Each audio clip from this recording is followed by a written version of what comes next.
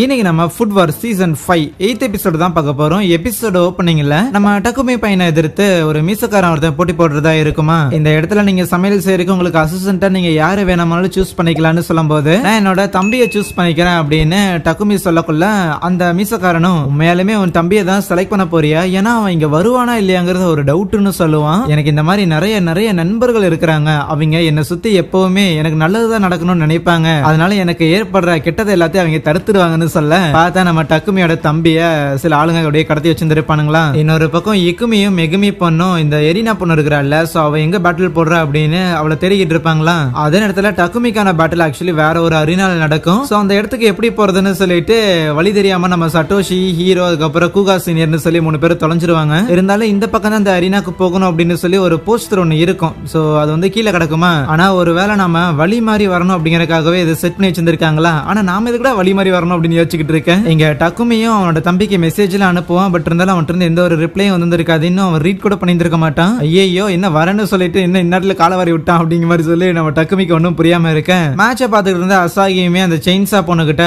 பார்த்தையா அந்த மீசக்காரன் தான் மேட்ச்ல ஜெயிக்கணும் அப்படிங்கிற காட்டி என்ன வேணாலும் பண்றான், இது ஒரு டீம் பேட்டில் அப்படிங்கிற காட்டி தான் இந்த மாதிரி ஒரு மூவ் புல் ஆஃப் பண்ணியிருக்கான் அப்படின்லாம் பார்த்துட்டு இருப்பாங்க. சோ இது ஒரு டீம் பேட்டில்ங்கிற காரணத்துக்காக அந்த மீசக்காரனும் அவனோட அசிஸ்டன்ட் அங்க நிறைய பேரை வந்து கூப்பிட்டு இருந்திருப்பானா. ஈவன் அங்க இருந்த எக்ஸாமினர்ஸும் ஓகே போட்டிக்காக 2 போட்டியாளர்கள் வந்துட்டாங்க, அதனால ஜட்ஜஸும் இந்த இடத்துல இருக்கிறாங்க. சோ அதனால தாமதிக்க தேவை கிடையாது. டக்குமியோட அசிஸ்டன்ட் வரல அப்படின்னாலும் ஏற்கனவே முடிவு பண்ணப்பட்ட மாதிரி பேட்டில் வந்து நடக்கட்டும் அப்படின்னு சொல்லி டைமர் ஆன் பண்ணிடுறாங்க. அங்க இந்த மீசக்காரன் குக் பண்ண ஆரம்பிச்சிருப்பானா.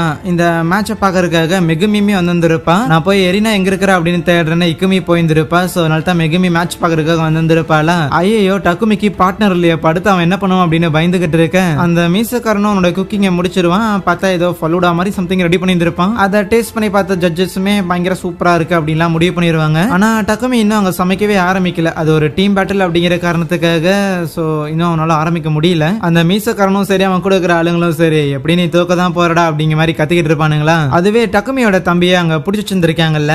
சோ இதுக்கு முன்னாடி ஏகப்பட்ட பேர் நாங்க தோக்கணும் அப்படின்னு சொல்லி ஏதாவது பண்ணுவானுங்க. ஆனா கடத்துற அளவுக்கு உப்பதான் ஒருத்தன் பண்ணியிருந்திருக்கான். பட் இருந்தாலும் நீங்க என்ன கடத்தி வச்சிட்டா மட்டும் எங்க அண்ணன் தோத்து போயிடும் அப்படின்னு நீங்க நினைச்சிட்டு இருக்கீங்களாடா.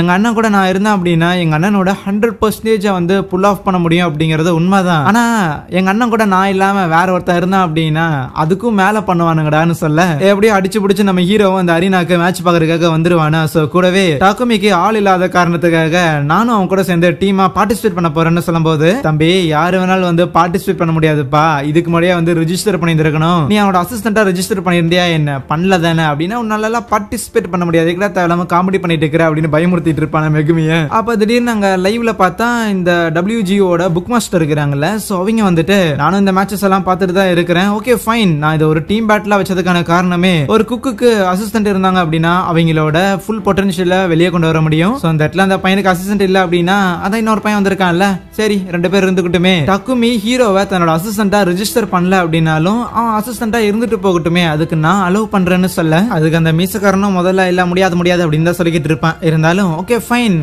இருந்துட்டு போகட்டும். ஆனா டக்குமியும் அவன் தம்பியும் ஒன்னா சேர்ந்து குக் பண்ணும்போது அவங்க எந்த அளவுக்கு பண்ணுவாங்களோ அதை உன்னால வந்து மேட்ச் பண்ண முடியாது. சோ டக்குமியோட தம்பி அளவுக்கு நீ இருக்க மாட்டேன், உன்னால அந்த அளவுக்கு டக்குமிக்கு ஈக்குவலா இருக்க முடியாது அப்படின்னு சொல்லுவான். ஈக்குவலா இருக்க முடியாது இந்த சென்ஸ் லைக் ஒன்னா சேர்ந்து சமைக்க முடியாது, நீ டக்குமியோட தம்பிக்கு ஈக்குவல் ஆக மாட்டேன் அந்த கணக்குல. ஈவன் இதை கேட்ட மெகுமியுமே அப்படியே ஒரு விஷயம் யோசிச்சு பாப்பா. ஒரு டைம்ல நம்ம சுபாரு பையன் இருக்கிறான்ல, அவன் பார்த்தா இந்த டக்குமி பண்ற மாதிரியே குக்கிங் வந்து சும்மா காப்பி பண்ணிக்கிட்டு இருப்பானா. அப்ப அவன் சொல்லியிருந்திருப்பான் நான் எவ்வளவுதான் காப்பி பண்றதுக்காக ட்ரை பண்ணாலுமே என்னால அவங்க 2 பேரும் ஒன்னா சேர்ந்து சமைப்பாங்க பாத்தியா டக்குமியும் அவன் தம்பியும், அதை என்னால காப்பி பண்ண முடியல, ஏன்னா அவங்க 2 பேருக்கு இருக்கிற பாண்ட் வந்து அந்த அளவுக்கு பயங்கர டீப்பரா இருந்திருக்கு, எனக்கு ஒரு நாள் பத்தாது அப்படின்னு சொல்லியிருந்திருப்பான். இது என்னதான் ஒரு பிரச்சனை மாதிரி மெகுமிக்கு தெரிஞ்சாலும் ப்ராபபிலி ஹீரோவும் அவனும் ஒன்னா லைக் அவனாலும் கம்பைன் பண்ணி சமைக்க முடியும் அப்படின்னு நினைக்க ஆல்ரெடி நம்ம ஹீரோவும் டக்குமி அந்த இடத்துல சண்டை போட்டுக்கிட்டு இருப்பாங்க, ஏன் இடத்துக்குள்ள வராதவன் இடத்துக்குள்ள வராதுன்னு. பட் இருந்தாலும் அந்த இடத்துல 2 பேரும் ஒன்னா சேர்ந்து சமைக்க ஆரம்பிப்பாங்களா.